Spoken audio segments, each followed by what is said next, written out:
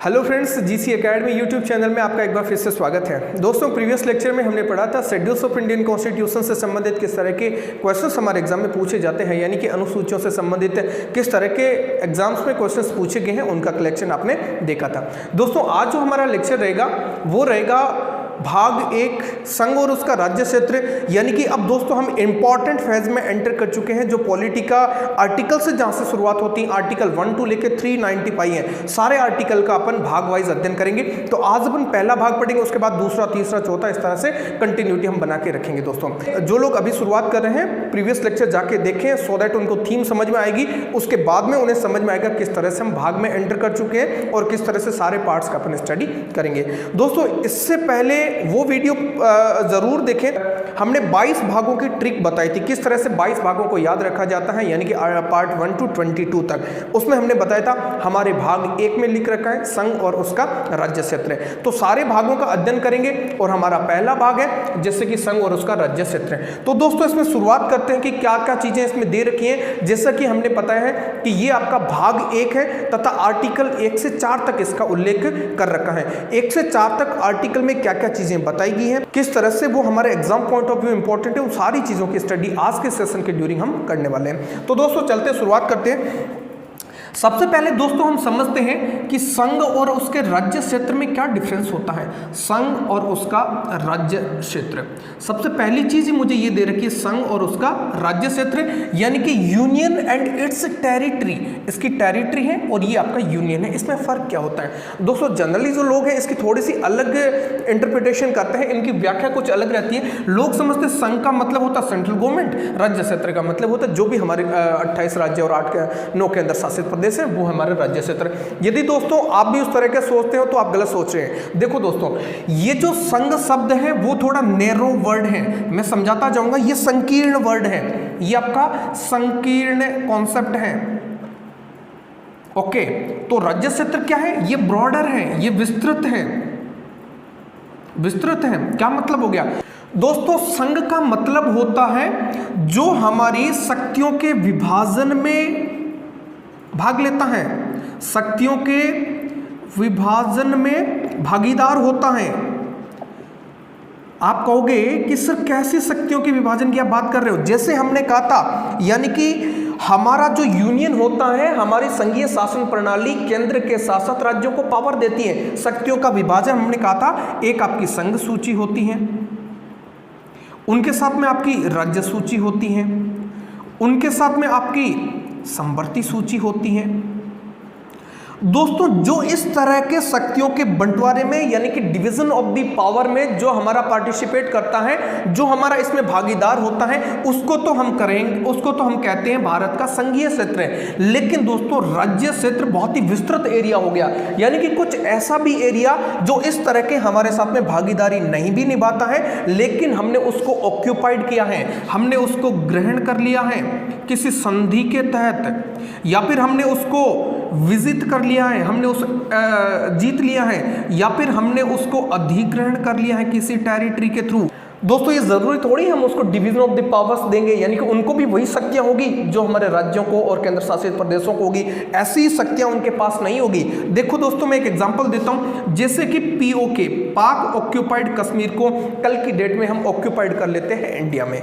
यदि वो इंडिया में जैसे ही ऑक्यूपाइड हो जाता है तो वो भारत का टेरिटरी में शामिल हो गया, भारत के राज्य क्षेत्र में शामिल हो जाएगा। लेकिन ध्यान रहे, वो भारत के संघीय क्षेत्र में कभी शामिल नहीं होगा। संघीय क्षेत्र में तभी शामिल होगा तब उसको ये वाला पावर्स देंगे, ये वाला पावर्स देंगे, तभी वो भारत के संघ क्षेत्र में कहलाएगा।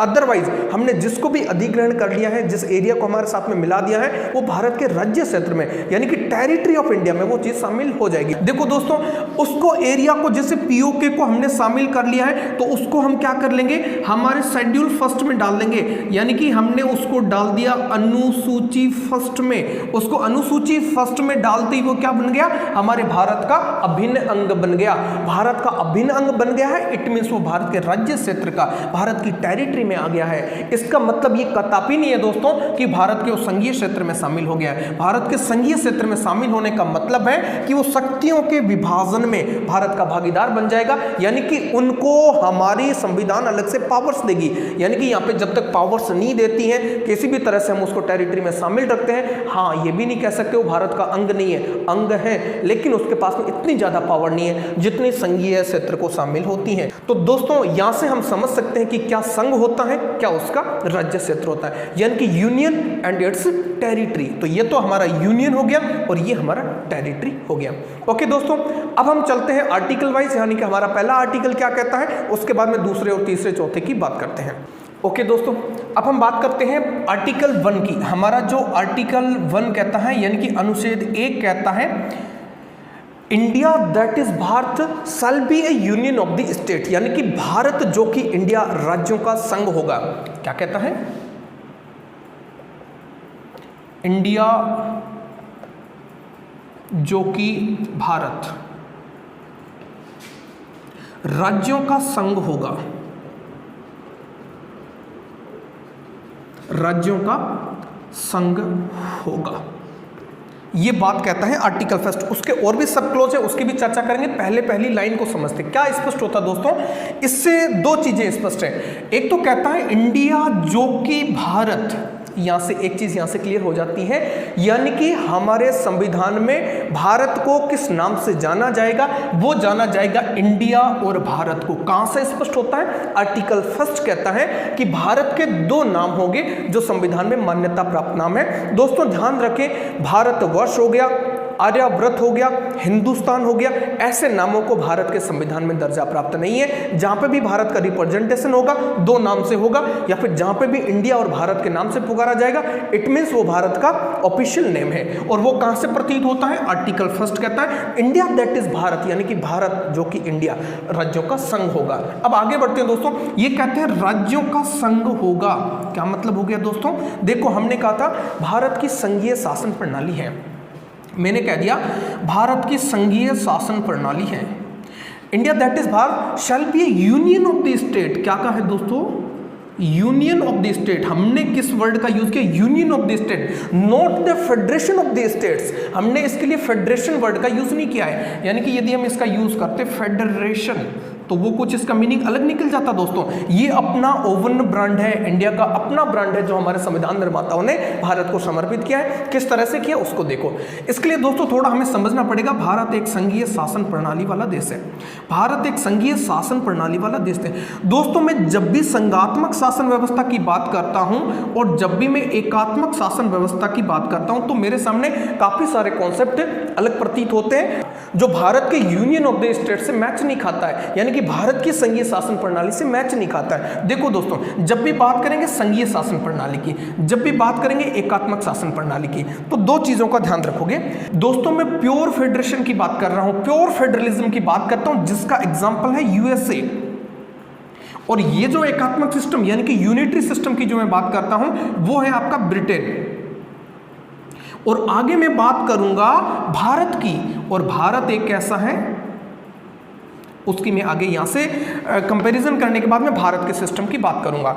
देखो दोस्तों, संघीय शासन प्रणाली में क्या होता है, संविधान में केंद्र और राज्यों को समान शक्तियां प्राप्त होती हैं। ये आपका केंद्र हो गया, ओके, और ये आपके क्या हो गए, राज्य हो गए। राज्यों को मैं ऐसे लिख दूं, स्टेट, ये हमारे स्टेट हो गए।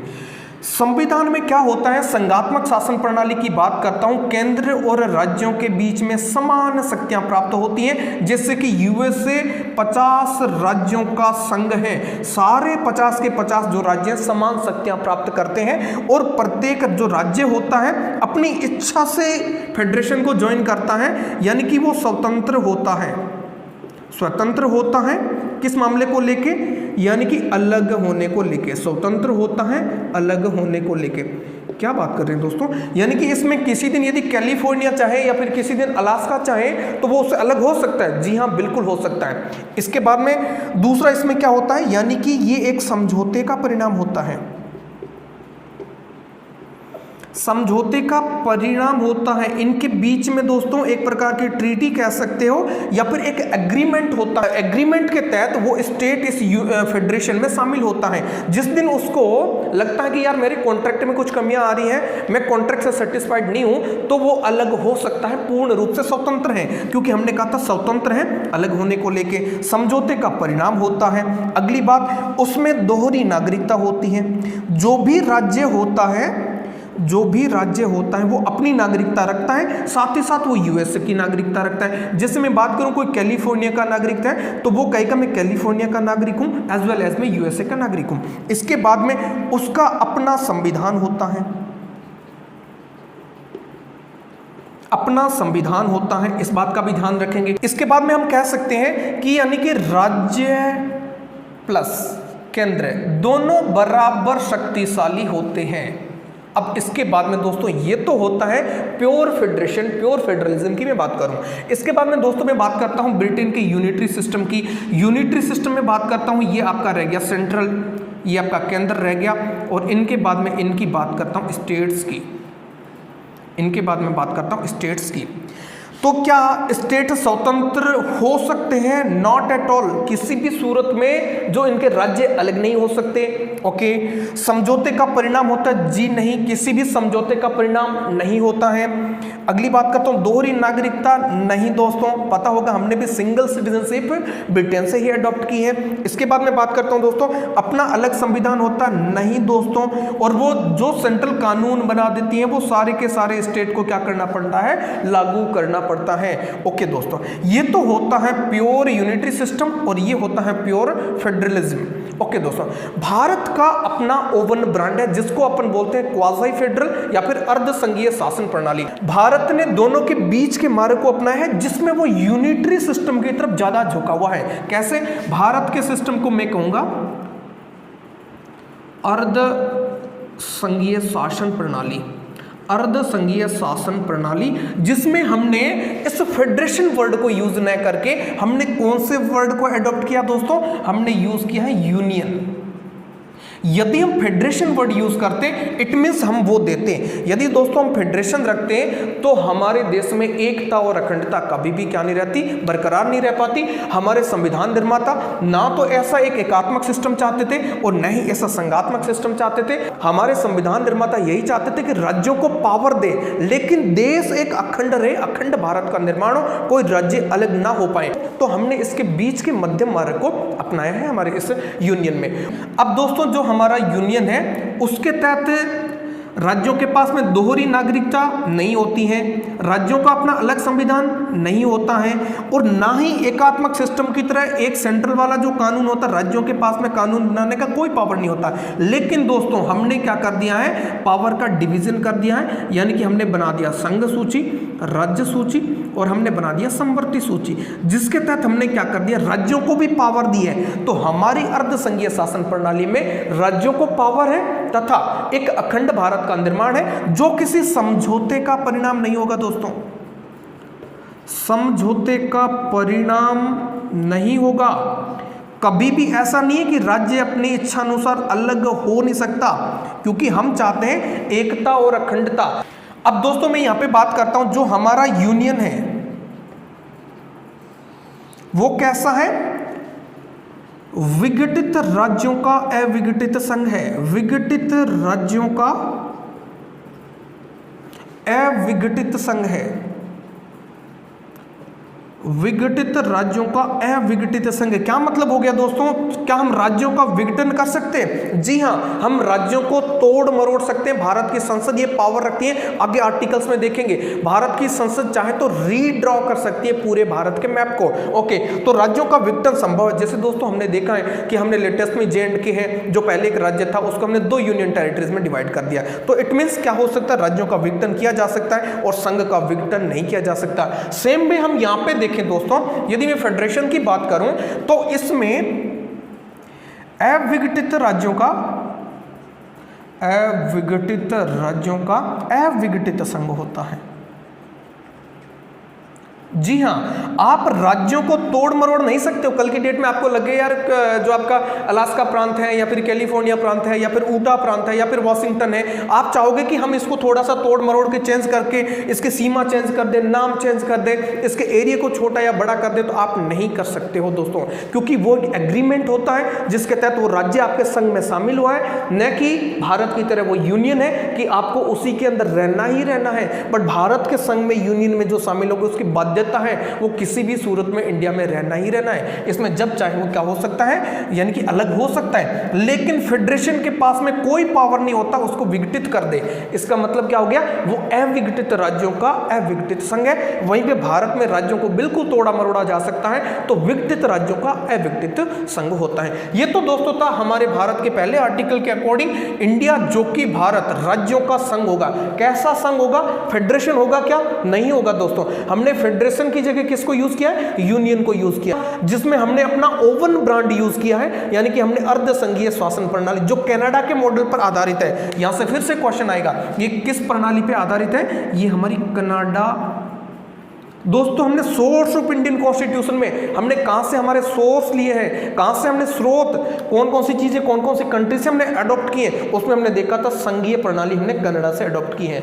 यदि हम फेडरेशन रखते तो यूएसए से कर लेते, यूनिटरी सिस्टम रखते तो हम इंग्लैंड से ले लेते, लेकिन हमें चाहिए कि राज्यों को स्वायत्ता मिले लेकिन एकता और अखंडता समाप्त ना हो, तो हमने अपनी सिस्टम, ऐसा सिस्टम कनाडा में था और हमने अपनी संघीय शासन प्रणाली कनाडा से ले ली, जिसको अर्ध संघीय शासन प्रणाली कह सकते हो या फिर संघात्मक शासन व्यवस्था, जो कि एकात्मक की तरफ ज्यादा टिल्ट है, ज्यादा झुकी हुई है, और जिसको अपना कह सकते हैं क्वासी फेडरल, क्वासी फेडरल अर्धसंघीय शासन प्रणाली। ओके दोस्तों, ये तो था यूनियन ऑफ द स्टेट। अब इसके बाद में समझते हैं और क्या बात की गई हमारे आर्टिकल 1 में। हमारा आर्टिकल फर्स्ट और कहता है कि भारत के राज्य क्षेत्र में क्या क्या शामिल है। भारत के राज्य क्षेत्र में, यानी कि भारत की टेरिटरी में क्या चीजें शामिल हैं, राज्य क्षेत्र में क्या क्या होगा। अब आगे ये बात करता है कि भारत के राज्य क्षेत्र में होगा वो सारे एरिया शामिल होंगे। कौन से, सारे क्षेत्र शामिल होंगे। ये कहता है सारे क्षेत्र शामिल होंगे जो शेड्यूल फर्स्ट में, यानी कि अनुसूची फर्स्ट में निर्दिष्ट है, अनुसूची फर्स्ट में निर्दिष्ट है, अनुसूची फर्स्ट में निर्दिष्ट है, वो सारे के सारे टेरिटरी ऑफ द इंडिया में शामिल होंगे। ओके, तो क्या क्या शामिल होंगे दोस्तों, एक तो भारत का राज्य क्षेत्र, यानी कि भारत के जो भी राज्य हैं वो इसमें शामिल होंगे। दूसरी इसमें कौन से शामिल होंगे, संघ शासित प्रदेश शामिल होंगे, यानी कि संघ शासित प्रदेश शामिल होंगे। तीसरी वेरी वेरी इंपॉर्टेंट दोस्तों, इसमें जो भी टेरिटरी अपन ऑक्यूपाइड कर लेंगे, यानी कि अधिकृत क्षेत्र, अधिकृत क्षेत्र, यदि भारत किसी भी टेरिटरी को ऑक्यूपाइड कर लेता है उसको क्या कर लेगा, आपके शेड्यूल फर्स्ट में डाल देगा, और शेड्यूल फर्स्ट में डालती वो क्या हो जाएगा, सारे क्षेत्र शामिल होंगे जो अनुसूची फर्स्ट में निर्दिष्ट होंगे। ओके दोस्तों, ये बहुत ही इंपॉर्टेंट कॉन्सेप्ट है दोस्तों यहां से कि भारत के राज्य क्षेत्र में क्या शामिल होंगे। जनरली हम यही समझते हैं कि भारत के राज्य और केंद्र शासित प्रदेश भारत के राज्य क्षेत्र में शामिल होंगे। नहीं दोस्तों, ये तीन चीजें शामिल होती हैं। एग्जाम में बहुत बार क्वेश्चन पूछा गया है, हमारे राज्य होंगे, केंद्र शासित प्रदेश होंगे, और जो तीसरी इंपॉर्टेंट चीज है वो है जो भी एरिया हमने अधिकृत क्षेत्र भी भारत की राज्य क्षेत्र में शामिल होगा, यानी कि उसको सीधा, यदि पीओके को कल की डेट में अपन ऑक्यूपाइड कर लेते हैं तो क्या करेंगे, उसको कहां पे लिख देंगे, हम लिख देंगे शेड्यूल फर्स्ट में, और शेड्यूल फर्स्ट में लिखते ही वो सीधा का सीधा किसमें शामिल हो जाएगा, अधिकृत क्षेत्र के तहत भारत में शामिल हो जाएगा। ओके दोस्तों, यहां से एक बात का ध्यान रखें कि भारत में वर्तमान में कितने राज्य हैं, 28 राज्य हैं, और उसके साथ में कितने संघ शासित प्रदेश हैं, 8 संघ शासित प्रदेश हैं। दोस्तों इसका ध्यान रखें, यानी कि हमारे जो J&K, पहले हमारे 29 स्टेट थे और आपकी 7 यूनियन टेरिटरीज थी। जैसे ही हमने J&K वाला मैटर आपके अक्टूबर 2019 में सॉर्टेड आउट किया, उसके तहत हमारे राज्य 28 से बन के कितने हो गए थे, 29 से बन के 28 हो गए थे, और हमारी यूनियन टेरिटरी 7 से बन के कितनी हो गई थी, 9 हो गई थी। ओके दोस्तों, तो फिर 8 कैसे होगी दोस्तों, इसके साथ में ध्यान रखें, हमने किया था 26 जनवरी 2020 की बात करता हूं दोस्तों, T20 की, जिसके तहत हमने 2 हमारी सेपरेट यूनियन टेरिटरी हुआ करती थी, यानी कि दीव और दमन, क्या थी, दीव व दमन, यानी कि हम उसको बोलते थे दीव व दमन संघ शासित प्रदेश, और दूसरा अपन बोलते थे दादरा व नगर हवेली, दादरा व नगर हवेली। ये हमारी दो अलग अलग हुआ करती थी, तब तो थी हमारी 9। अब हमने क्या किया है, 26 जनवरी 2020 को इन दोनों को मर्ज कर दिया है और इसको एक ही यूनियन टेरिटरी में कन्वर्ट कर दिया है। इट मीन्स क्या हो गया दोस्तों, हम इसको कहेंगे दीव व दमन तथा दादरा व नगर हवेली संघ शासित प्रदेश। अब ये एक ही हो गया। ध्यान रखें दोस्तों, इनका राजधानी जो है वो है दमन। इनकी जो राजधानी है संयुक्त, जो इनको दोनों को मिला के इनके संयुक्त जो राजधानी बनी है उसका नाम है दमन। किस तरह से याद रखोगे, दो अलग अलग हुआ करते तो उनका दमन करके एक बना दिया ना, इसका मतलब राजधानी कैसे याद रखोगे, उसकी राजधानी है दमन। ओके दोस्तों, ये थोड़ा करंट से रिलेवेंट था तो मैंने इसको डिस्कशन यहाँ पे कर दिया। अब अपन बात करते हैं दोस्तों, हमारे आर्टिकल 2 किसके बारे में बात करता है। हमारा आर्टिकल 2 क्या कहता है, देखो दोस्तों, 2 आर्टिकल 2 का मतलब होता है 2 नंबर वाला काम, यानी कि बाहर से अपन कहते हैं ये तो 2 नंबर का पैसा है, 2 नंबर का मतलब हड़प का पैसा हो गया। इसका मतलब आर्टिकल 2 भी हड़प वाली बात कर रहा है, आर्टिकल 2 भी 2 नंबर वाली बात करता है। कैसे दोस्तों, ये कहता है कि भारत की संसद कौन कर सकता दोस्तों, ये जो भी काम करेगा वो कौन करेगी, भारत की संसद बाय द लॉ, यानी कि विधि के द्वारा, भारत की संसद विधि के द्वारा, बहुत ही इंपॉर्टेंट है दोस्तों, बाय द लॉ, विधि के द्वारा किसी भी विदेशी क्षेत्र को, किसी भी विदेशी क्षेत्र को भारत के राज्य में शामिल कर सकती है, शामिल कर, और डिवीजन ऑफ द पावर भी दे सकती है, राज्य में शामिल कर नए राज्य का गठन कर सकती है, नए राज्य का गठन कर सकती है, नए राज्य का गठन कर सकती है। ये हमारी बात कहती है, ये हमारे बात करता है आर्टिकल 2 कहता है 2 नंबर वाला। अब क्वेश्चन यहां से पूछा जाएगा, क्या भारत किसी भी विदेशी क्षेत्र को अधिग्रहण कर सकता है? जी हाँ, कर सकता है, अधिग्रहण कर सकता है। साथ ही साथ अधिग्रहण जैसे ही कर देगा, सबसे पहले शेड्यूल फर्स्ट में डाल देगा। जैसे शेड्यूल फर्स्ट में डाल दिया, भारत के राज्य क्षेत्र का हिस्सा बन गया। यदि चाहता हमें इस राज्य में कन्वर्ट करना, तो राज्य में भी भारत की संसद क्या कर सकती है, कन्वर्ट कर सकती है। जैसे दोस्तों हम बात करते हैं 36वां संविधान संशोधन 1975 के तहत हमने सिक्किम को भारत का पूर्ण राज्य के रूप में दर्जा दे दिया, यानी कि भारत के पूर्ण राज्य के रूप में हमने इसको दर्जा दे दिया। तो ये किसके तहत दिया जा सकता है? ये दोस्तों ऐसा करने की हमें पावर कौन देता है? ये हमें पावर देता है आर्टिकल 2। किसको देता है? भारत की संसद को। भारत की संसद किसके तहत कर सकती है? विधि के द्वारा कर सकती है। या विधि के तहत भारत के राज्य क्षेत्र में शामिल कर सकती है और उसको ठीक लगे तो भारत के पूर्ण राज्य का दर्जा, केंद्र शासित प्रदेश का या फिर भारत की टेरिटरी में किसी भी तरीके से इसको शामिल रख सकती हैं, जैसे कि हमने यहाँ से एग्जाम्पल से देखा है। इसके बाद में दोस्तों मैं बात करूं पांडिचेरी की, दादरा नगर हवेली की, दीव दमन की, गोवा की, ये ऐसे एरिया हैं जो किसी विदेशियों के अंडर में थे, भारत ने जीता है या अधिग्रहण किया है और उसके बाद में उनको अपना राज्य या केंद्र शासित प्रदेशों के रूप में कन्वर्ट किया है। ऐसा करने की पावर जो देता है वो देता है हमें आर्टिकल 2 का मतलब कैसे याद रखो? 2 नंबर, मतलब 2 नंबर वाला काम किया है। ठीक है दोस्तों, याद करने का तरीका है। अब अपन बात करते हैं आर्टिकल 3 हमारा क्या कहता है। ओके दोस्तों, अब हम बात करते हैं आर्टिकल 3 की। आर्टिकल दोस्तों 3 कहता है भारत अपने राज्य क्षेत्र के अंतर्गत, बाहर की बात नहीं कर रहा हूं, बाहर की बात तो आर्टिकल 2 नंबर करता है, और 3 कहता है राज्य क्षेत्र के अंदर वो क्या कर सकता है? नए राज्यों का गठन कर सकता है, नए राज्यों का गठन कर सकता है, मतलब किसी को तोड़ मरोड़ सकता है, नाम परिवर्तन कर सकता है, जी हां, सीमा में परिवर्तन कर सकता है, कम कर सकता है या ज्यादा कर सकता है, या फिर पूरा राजनीतिक मैप, राजनीतिक नक्शा ही बदल दे। बिल्कुल दोस्तों, ये पूरी की पूरी पावर किसको दे रखी है? भारत की संसद को दे रखी है। ये क्वेश्चन बहुत बार पूछा गया है। ये काम पूरा का पूरा कौन कर सकती है?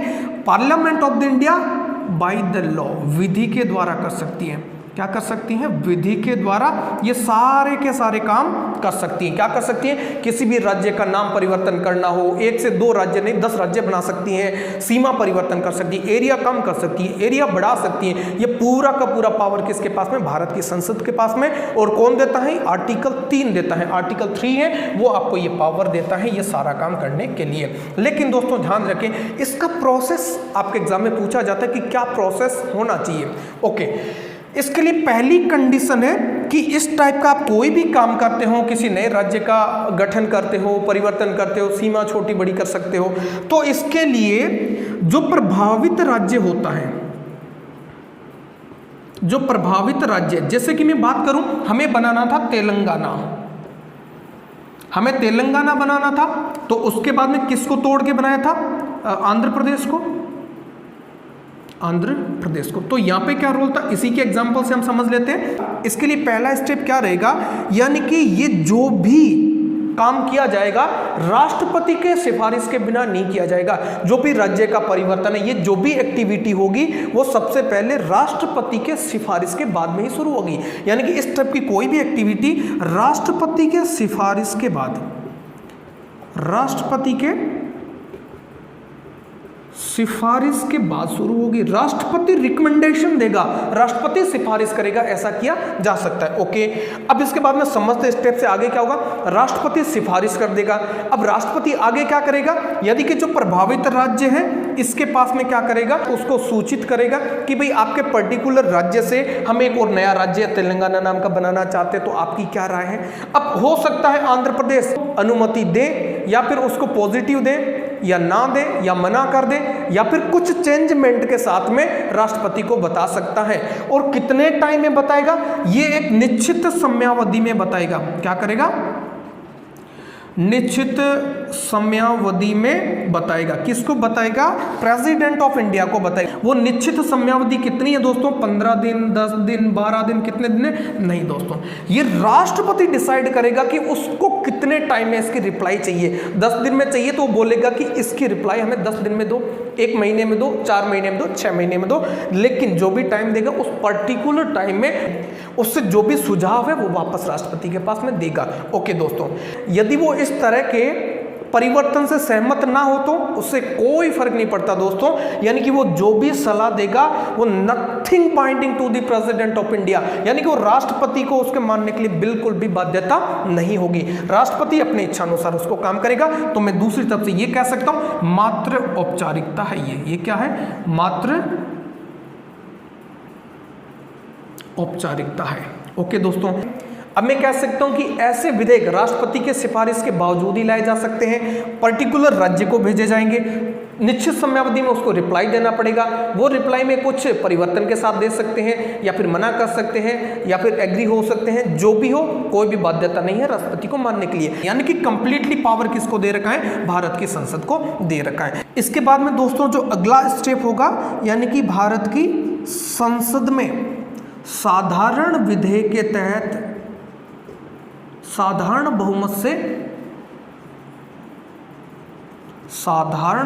से विधेयक को पारित कर दिया जाएगा। यानी कि इसमें स्पेशल मेजॉरिटी की जरूरत नहीं पड़ेगी। और अगला आर्टिकल जो 4 होता है वो इसके बारे में डिटेल से बताएगा। तो आर्टिकल 4 में इसके बारे में अपन देखते हैं। अब दोस्तों एक बार फिर से इसको देखिए, यानी कि राज्य क्षेत्र में नए राज्यों का गठन, परिवर्तन, सीमा में परिवर्तन, राजनीतिक नक्शा तक बदल दे सकती है भारत की संसद। उसके लिए सबसे पहली चीज जरूरी है, भारत का जो राष्ट्रपति है उसके सिफारिश के बावजूद ही ऐसे विधेयक को लाया जा सकता है। उसके बाद में राष्ट्रपति प्रभावित राज्य से परामर्श चाहेगा कि आप उसमें करना चाहते हो या नहीं करना चाहते हो। ध्यान दें दोस्तों, जब आंध्र प्रदेश विधानमंडल के पास में इस तरह का भेजा गया था तो आंध्र प्रदेश विधानमंडल ने इसको मना किया था कि हमें इस टाइप का कोई तेलंगाना नहीं चाहिए। बावजूद इसके हमने तेलंगाना राज्य का गठन किया था। हमने कहा था मात्र औपचारिकता है, भारत का राष्ट्रपति उसको मानने के लिए बिल्कुल भी बाध्य नहीं है। संसद फुल फ्लेज पावर रखती है इस टाइप के कार्य करने के लिए। दूसरी बात हमने कहा था संसद में इसको साधारण बहुमत से पारित करना होगा, स्पेशल मेजॉरिटी की इसमें जरूरत नहीं है। ओके दोस्तों, अब हम बात करते हैं आर्टिकल 4 में क्या बात की गई है। दोस्तों आर्टिकल 4 कहता है कि हमारी संसद जो भी काम करेगी आर्टिकल 2 एंड आर्टिकल 3 में जो भी संशोधन करेगी उसके लिए उसको साधारण बहुमत की जरूरत है, यानी कि साधारण बहुमत की जरूरत है। यानी कि अगली बात ये फिर से कहती है कि आर्टिकल 368 के तहत संशोधन करने की जरूरत नहीं है। आर्टिकल 368 के तहत संशोधन की आवश्यकता नहीं है, संशोधन की आवश्यकता नहीं है। तो क्या आर्टिकल 368 में इसका कोई उपबंध नहीं दे रखा है? जी नहीं दोस्तों, हमारा जो आर्टिकल 368 जो कि हमने साउथ अफ्रीका से लिया है, संविधान संशोधन की प्रक्रिया को बताता है। ये दो तरह की प्रक्रिया को बताता है। एक तो ये विशेष बहुमत की बात करता है, यानी कि विशेष बहुमत जो कि 2/3 की मेजोरिटी से पारित होना चाहिए, और दूसरा जो बात करता है 2/3 की मेजोरिटी से पारित होना चाहिए प्लस 50% जो स्टेट होता है उनकी कंकरेंस चाहिए, उनका अप्रूवल चाहिए। यानी कि जो भी बिल आपका आता है 2/3 की मेजोरिटी से पारित हो और आधे राज्यों की अनुमति वाला हो या फिर विशेष बहुमत वाला हो, जो आपके 2/3 की मेजोरिटी से पारित होने चाहिए, केवल उन्हीं की बात की गई है हमारे आर्टिकल 368 में। और दोस्तों ध्यान रखें, जो भी हमारे संविधान संशोधन आर्टिकल 368 के तहत किए जाते हैं उन्हीं को ही हमारे कॉन्स्टिट्यूशनल अमेंडमेंट नंबर 1, 2, 3 के तहत दिखाया जाता है। यानी कि जो भी हमारा कॉन्स्टिट्यूशन में अमेंडमेंट होता है, यानी कि साधारण बहुमत से जो भी पारित होता है उसको कॉन्स्टिट्यूशनल अमेंडमेंट 1, 2, 3 में नहीं दिखाया जाएगा। और जो हमारे राज्यों का पुनर्गठन होगा, यानी कि आर्टिकल 2 में, आर्टिकल 3 में हम किसी भी टाइप की जो भी क्रियाविधि करते हैं उसको 368 के तहत संशोधन नहीं माना जाएगा। इट मीन्स उसको कॉन्स्टिट्यूशनल अमेंडमेंट 1, 2, 3 के तहत भी नहीं दिखाया जाएगा। साधारण बहुमत से भारत की संसद कर सकती है, ये बात की गई है आर्टिकल 4 में। इसके साथ साथ आर्टिकल 4 ये भी कहता है कि यदि जब आप इसमें परिवर्तन करोगे तो ऑब्वियसली आपको शेड्यूल 1 एंड शेड्यूल 4 में भी परिवर्तन करना पड़ेगा। यानी कि आपको अनुसूची 1 और अनुसूची 4 में भी आपको परिवर्तन करना पड़ेगा। कैसे करना पड़ेगा?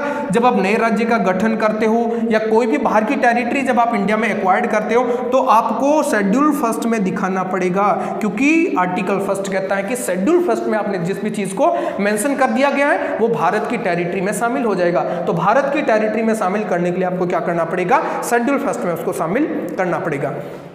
और 4 का मतलब होता है यदि आप उसको राज्य का दर्जा देते हैं और संघ शासित प्रदेश का दर्जा देते हैं और उसमें विधानमंडल की स्थापना करते हैं तो राज्यसभा में भी आपको क्या देना पड़ेगा? प्रतिनिधित्व देना पड़ेगा। ऐसी बात हमारी की गई है प्रतिनिधित्व की, जो हमारी शेड्यूल 4 बताता है। तो इसका मतलब आपको शेड्यूल 4 में भी जो अमेंडमेंट करना पड़ेगा उसको भी साधारण बहुमत से करना पड़ेगा, यानी कि उसको भी विशेष बहुमत या फिर आपको विशेष बहुमत प्लस 50% स्टेट की कंकरेंस की जरूरत नहीं है। तो ये बात की गई है दोस्तों हमारे आर्टिकल 1 to 4 तक। दोस्तों हम आर्टिकल की सीरीज को शुरू कर चुके हैं। ये आर्टिकल 1 to 4 हमने अभी तक पढ़ लिया है। अगला जो हमारा वीडियो रहेगा उसमें हम पढ़ेंगे कि किस तरह से हमारे स्टार्टिंग ABCD प्रकार के राज्यों का फॉर्मेट हुआ करता था, उसके बाद में किस तरह से फजल अली कमीशन की सिफारिश के बाद में हमने राज्यों का और संघ शासित प्रदेशों का फॉर्मेट इंडिया में आया था, और कौन से राज्य किस तरह से अभी हमारे 28 राज्य और 8 केंद्र शासित प्रदेशों का निर्माण हुआ है। उन सारी प्रक्रिया को कल वाले वीडियो में अपन देखेंगे। थैंक यू सो मच दोस्तों, हमारे साथ में बने रहने के लिए थैंक यू सो मच।